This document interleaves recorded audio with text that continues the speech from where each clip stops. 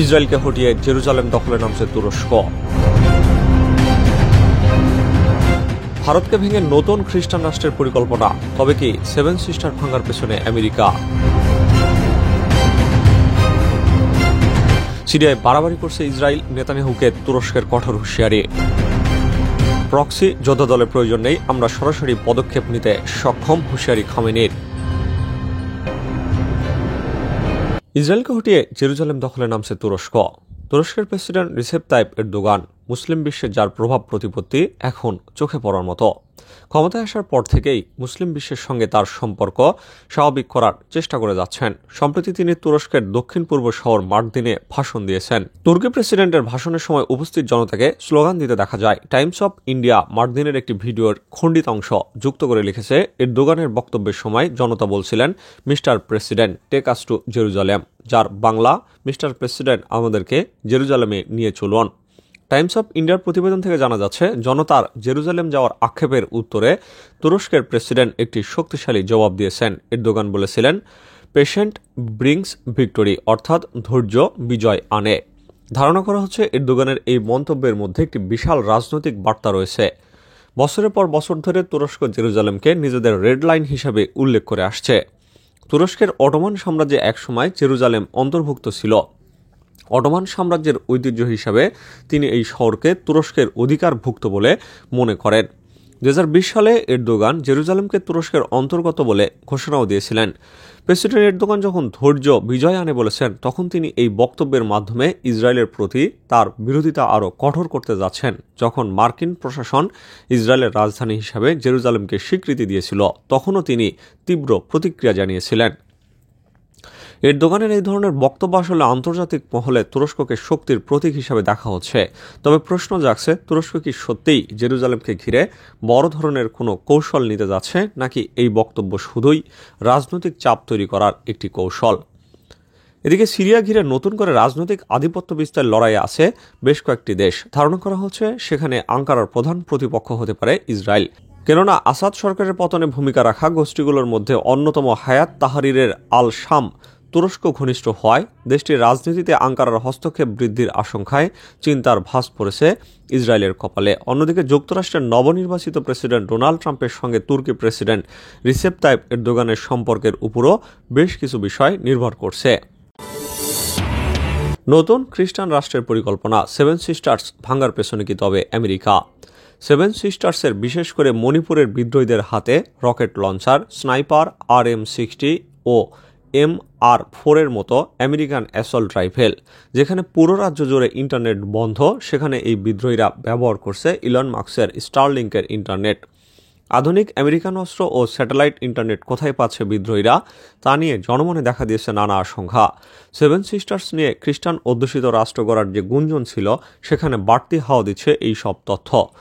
পূর্ব তিমুরের মতো তাহলে কি আরও একটি খ্রিস্টান অধ্যুষিত রাষ্ট্র তৈরি হওয়ার প্রক্রিয়া শুরু হয়ে গেছে? মিয়ানমার মণিপুরকে ঘিরে অশান্ত হয়ে উঠেছে এশিয়ার দক্ষিণ পূর্বাংশ। খণ্ডবিখণ্ড হওয়ার পথে মিয়ানমার। রাখাইনে নতুন রাষ্ট্র তৈরির ঘোষণা আসার সম্ভাবনা রয়েছে। এদিকে ভারতের সেভেন সিস্টার্সের মণিপুর রাজ্যেও অস্থিতিশীলতা ও ভাঙনের সুর বিরাজ করছে। কিছুদিন আগে ভারত ভাঙার ডাক দেন মিজোরামের মুখ্যমন্ত্রী লাল দোহমা। রয়টার্সের প্রতিবেদন অনুযায়ী উত্তাল মণিপুরের সাথে মিশেছে মিয়ানমার থেকে আসা বিদ্রোহীরা। তাদের সাথে আছে রকেট লঞ্চার, স্নাইপার, RM-60 ও AM-4 মতো আমেরিকান অ্যাসল্ট রাইফেলের মতো উচ্চ ধরনের অস্ত্র। মণিপুরের এমন ভাঙনের পিছনে কাজ করছে নাকি যুক্তরাষ্ট্র? 1 বছরেরও থেকে বেশি সময় ধরে উত্তাল ভারতের মণিপুর রাজ্য। কুকি ও মেইতেদের জনজাতিদের মধ্যে চলছে সংঘর্ষ। সরকারি হিসাব মতে মণিপুরে 2023 সালের মে মাস থেকে মৃত্যু হয়েছে 260 জনের। বাস্তুহারা 60,000-এরও বেশি বাসিন্দা। পরিস্থিতি নিয়ন্ত্রণে প্রায় লাখখানেক সেনা নামিয়েছে মোদী সরকার। নভেম্বরে ভয়াবহ সহিংসতার পর নতুন করে 10,000 সহ ছোট এই রাজ্যে 67,000 সেনা মোতায়েন করা হয়েছে। তবে এতে তেমন কোনো লাভ হচ্ছে না। পরিস্থিতি বর্তমানে মোদী সরকারের নিয়ন্ত্রণের বাইরে বলেই মন্তব্য রাজনৈতিক বিশ্লেষকদের। রয়টার্সের কাছে নাম প্রকাশ না করে ভারতের আইনশৃঙ্খলা নিয়ন্ত্রণ কর্মকর্তারা জানিয়েছেন, পরিস্থিতি নিয়ন্ত্রণে আসা তো দূর, মিয়ানমার থেকে আসা বিদ্রোহীরা আসায় মণিপুরের পরিস্থিতি আরও খারাপ হচ্ছে। বিদ্রোহীদের কাছে এইসব অস্ত্র এবং ইন্টারনেট কিভাবে আসছে তা ভারত জুড়ে নতুন আলোচনা শুরু হয়েছে। মণিপুরের এই পরিস্থিতির পেছনে যুক্তরাষ্ট্রের হাত আছে কিনা তা নিয়ে দেখা দিচ্ছে নানা জল্পনা কল্পনা। প্রক্সি যোদ্ধা দলের প্রয়োজন নেই, আমরা সরাসরি পদক্ষেপ নিতে সক্ষম। ইরানের সর্বোচ্চ নেতা আয়াতুল্লাহ আলী খামেনি বলেছেন, মধ্যপ্রাচ্যের বিভিন্ন সশস্ত্র দল তেহরানের প্রক্সি হিসেবে কাজ করে না। তিনি হুঁশিয়ারি উচ্চারণ করে বলেন, যদি ইরান কোনো পদক্ষেপ নিতে চায় তবে প্রক্সি শক্তির প্রয়োজন হবে না। তার এই মন্তব্য এমন সময় এলো যখন ইরান সমর্থিত লেবাননের হিজবুল্লাহ ও ফিলিস্তিনের স্বাধীনতাকামী সংগঠন হামাস সম্প্রতি ইসরায়েলের সঙ্গে যুদ্ধে বড় ধরনের ক্ষতির মুখে পড়েছে। একই সময় 2 সপ্তাহ আগে সিরিয়ার প্রেসিডেন্ট বাশার আল আসাদ ক্ষমতাচ্যুত হয়েছেন। আসাদ তেহরানের তথাকথিত প্রতিরোধ অক্ষের গুরুত্বপূর্ণ অংশ ছিলেন। ইয়েমেনের হুতি মিলিশিয়াদের প্রসঙ্গ টেনে খামেনি বলেন, ইসলামিক প্রজাতন্ত্রের কোনো প্রক্সি শক্তি নেই। ইয়েমেন লড়াই করে তার বিশ্বাসের জন্য, হিজবুল্লাহ যুদ্ধ করে তাদের আস্থার শক্তিতে, হামাস এবং ইসলামিক জিহাদ তাদের বিশ্বাসের দ্বারা পরিচালিত। তারা আমাদের প্রক্সি হিসাবে কাজ করে না।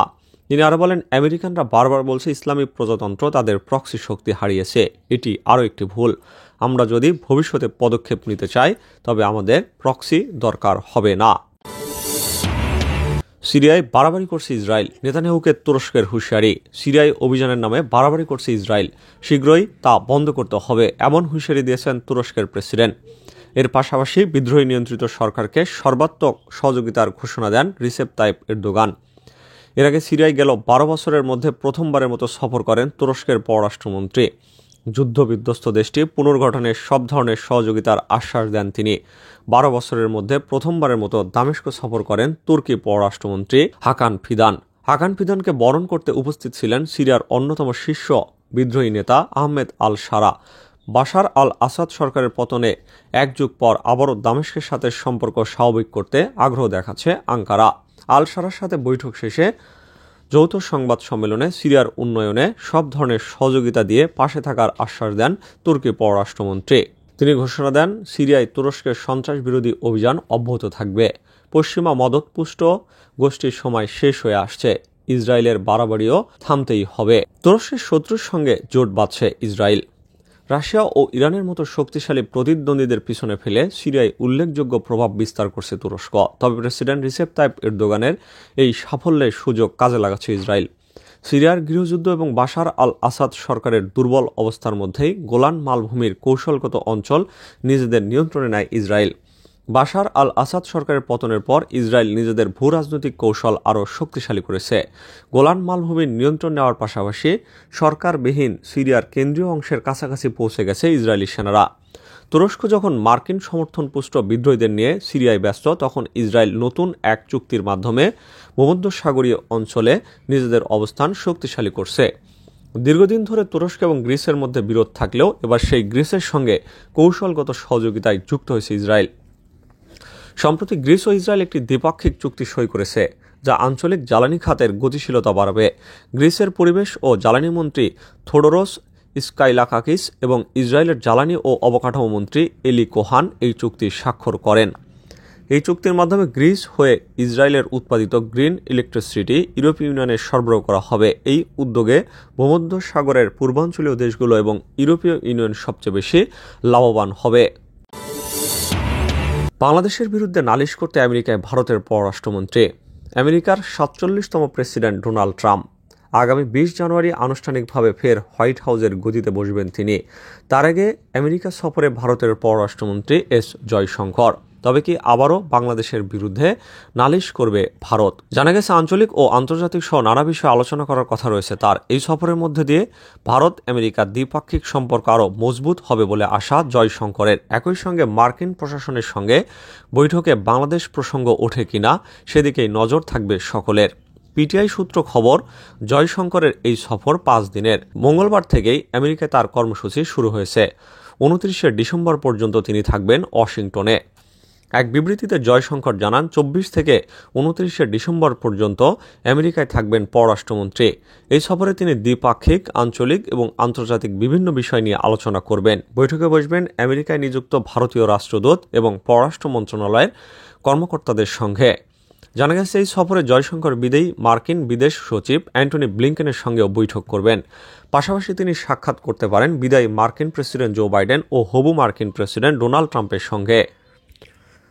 তাদের কাছে পৌঁছে দেবেন প্রধানমন্ত্রী নরেন্দ্র মোদীর বার্তা। মনে করা হচ্ছে, এই সফরে জয়শঙ্কর বাংলাদেশের পরিস্থিতি নিয়েও বিস্তারিত আলোচনা করতে পারেন। এর আগে বাংলাদেশে হিন্দু নির্যাতন নিয়ে কড়া বার্তা দিতে দেখা গেছে ট্রাম্পকে। এছাড়া শেখ হাসিনার প্রত্যর্পণ চেয়ে দিল্লিকে সরকারিভাবে চিঠি দিয়েছে ঢাকা, যা নিয়ে এখনই কোনো মন্তব্য করতে রাজি নয় বিদেশ মন্ত্রক।